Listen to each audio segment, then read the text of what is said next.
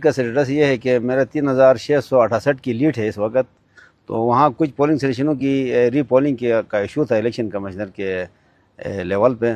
تو وہاں ہم نے ایک پٹیشن داخل کی اور الیکشن کمشنر نے ہمارے حق میں فیصلہ دے دیا ہے، جس کو سپریم اپیلیٹ کورٹ میں چیلنج کیا گیا ہماری مخالف فریق کی طرف سے. تو سپریم کورٹ کے چیف جسٹس صاحب نے اس کو سسپینڈ کر کے وہ اس کو ریسٹرین کیا ہے اگلے فردر نوٹیفیکیشن سے. تو 2 تاریخ اس نے ڈیٹ دی ہے 2 جولائی کی.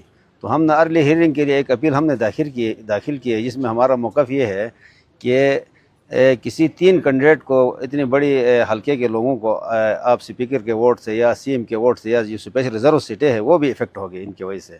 ٹیکنوکریٹ کی سیٹس فیمیل کی جو کوٹا ہے وہ سارے افیکٹ ہو گئے. ہم نے کہا کہ ناانصافی پر مبنی ہے، اس لیے آپ اس کو ریویو کریں تاکہ یہ ٹرائل کورٹ جو ہے الیکشن ٹریبیونل بیٹھا ہوا ہے وہاں اس کو آپ ریکمینڈ کریں. ہماری یہ استدعا ہوگی میڈیا کے تھرو چیف جسٹس صاحب سے کہ آپ ادھر ریکمینڈ کریں، اگر تھورلی چیک کریں اگر اس میں کوئی باقاعدگی ہے، ری پولنگ کرانا ہے، ری الیکشن کرانا ہے، نہیں کرانا ہے، تو انشاءاللہ عدالتوں کا فیصلہ ہم کھلے دل سے قبول کر لیں گے.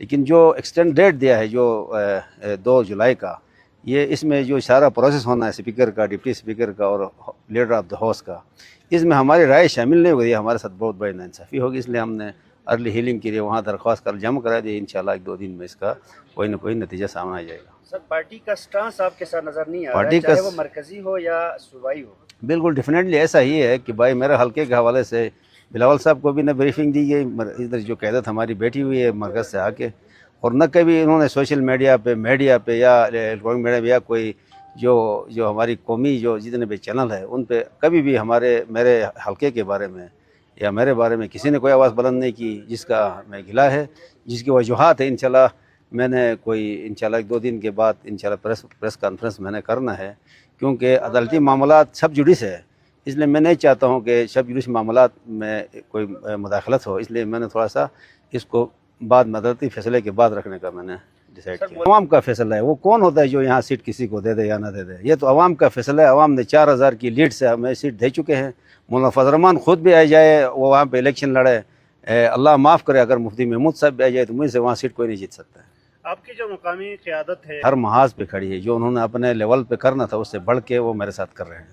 میرا جو کمپلین تھا صرف وہ جو مرکزی جو ہمارے لیڈر بیٹھے ہوئے ہیں ان سے میرا کمپلین ہے کہ انہوں نے کبھی میرے لیے آواز بلند نہیں کی، نہ میڈیا میں نے سوشل ڈیلی ٹاک کر رہے ہیں.